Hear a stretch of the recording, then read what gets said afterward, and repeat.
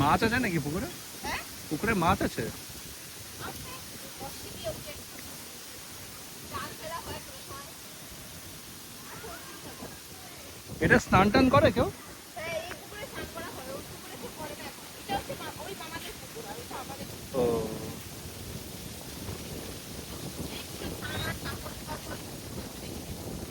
জল পরিষ্কার তো?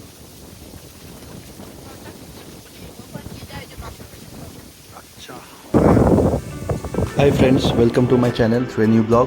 আজকে এসছি হচ্ছে কালাইন। এটা হচ্ছে বৈশালীর মামার বাড়ি। একদম গ্রাম্য জায়গা, দেখতে পাচ্ছ প্রচুর মাঠ ঘাট আর পুকুর আছে। তো এখানে চারদিকে ঘুরে বেড়াচ্ছি। আমি পৌঁছেছি প্রায় 1-1:30 বেজে গেছে। তারপরে স্নান খাওয়া করে একটু হালকা রেস্ট নিয়ে তারপরে আমি বেরিয়েছি, একদম ওদের বাড়ির পেছনের দিকটা চলে এসেছি। এখানে প্রচণ্ড হাওয়া, মানে হাওয়া এত, মানে মনে হচ্ছে যে ঝড় হচ্ছে, কিন্তু আমি জানলাম যে এরকম সবসময়ই হাওয়া থাকে, কারণ চারদিকটা খোলা মাঠ আর চারদিকে পাহাড় আছে, সেটার জন্য এখানে প্রচুর হাওয়া ধরে। দেখছো যে এখানে প্রচুর ধরনের বাঁশ গাছ আছে। বাঁশ গাছে হাওয়াটা যখন ধরছে তখন বেশ আওয়াজ হচ্ছে, আর প্রচুর নিচে বাঁশ পাতা পড়ে আছে। এটা দেখে খানিকটা আমার অতসীর বাড়ির কথা মনে পড়ে গেল, কারণ ওদের ওদিকেও প্রচুর বাঁশ জঙ্গল আছে। আর যেহেতু গ্রাম্য জায়গা, সেজন্য আমার বেশ ভালোই লাগছে। চারদিকটা ঘুরে ঘুরে দেখছি।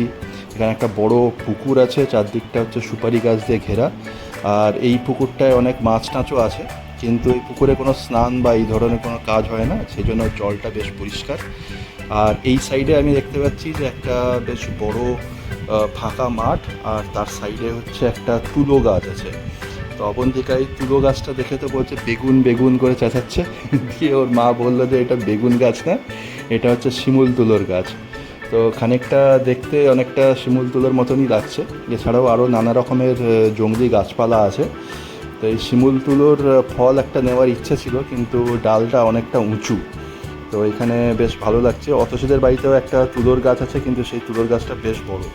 আর এখানে দেখছি যে মাঠের মধ্যে এক ঝাঁক হাঁস ঘুরে বেড়াচ্ছে। তো সেটা দেখেও বেশ ভালো লাগছে। আর আবহাওয়াটা তো দেখতেই পাচ্ছ, ওয়েদারটা মানে কোনো গায়ে রোদ লাগবে না এরকম হচ্ছে ব্যাপার। দিনের বেলা কিন্তু কোনো রোদ নেই। তো এটা জানি না মানে শীতকালে কতটা ঠান্ডা হবে, কিন্তু ওয়েদারটা খুব সুন্দর। মিস্ট্রিঙ্গা? মিস্ত্রিঙ্গা মিস্ট্রিঙ্গা গাছ, গাছ, বাঁশ গাছ। ডাল আর কি। আচ্ছা, এটার গাছগুলো মিস্ট্রিঙ্গা বড় হয় না, মানে এইরকম এরকমই হয়, সরু সরু ছোট ছোট এরকমই হয়। হাইটও তো বেশি খুব একটা না বড় না। হয় না, এগুলো এগুলো বেশিরভাগ না আমাদের ওই যে বিয়ে যখন হয় না, হ্যাঁ ওই বাসি বিয়ের দিন ওইগুলো হ্যাঁ। এইগুলোর মধ্যে 4টা খুঁটি করে ওটার মধ্যে বিয়ে হয়। আচ্ছা আচ্ছা। মিস্ট্রিঙ্গা বাঁশ গাছ।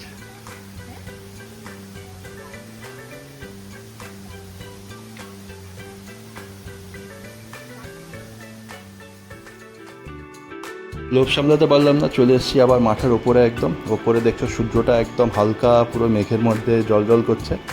চারদিকটা পুরো ফাঁকা। দূরে এই যে জায়গাগুলো দেখছো, এইগুলো পাহাড়টা, এগুলো হচ্ছে শিলংয়ের পাহাড়, মেঘালয়া শিলং। তো ওইদিকে আমাদের যাওয়ার একটা প্ল্যান আছে। একটুখানি বর্ডার অবধি যাব হয়তো, কারণ এখন তো ওখানে খুব প্রবলেম হচ্ছে শুনছি, মেঘালয় শিলং যাওয়া যাবে না। তো দূরে চোখে পড়ছে যে হচ্ছে বেশ কিছু হাঁস, যেগুলো প্যাঁক প্যাঁক আওয়াজ করে এই ধান ক্ষেতের মধ্যে যে সব পোকা টোকা আছে সেগুলো সব খুঁটে খাচ্ছে। আর এখানে আমি বলেছি প্রচুর বৃষ্টি হয়, সেই জন্য দেখছি যে জমিতে এখনও হালকা জল টল জমে আছে।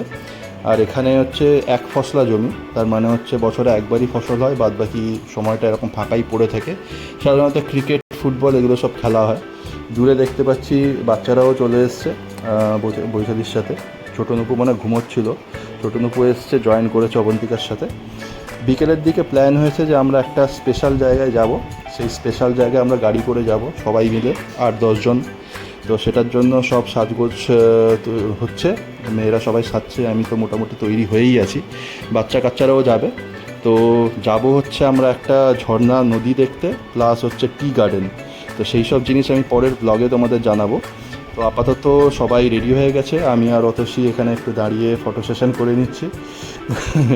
সাজগোজ হয়ে গেছে আমাদের। বাদ বাকি হচ্ছে এই হচ্ছে পুরো ফ্যামিলি, এরা সবাই যাবে আমাদের সাথে, বৈশালীর পুরো ফ্যামিলি। আপাতত এইটুকুই।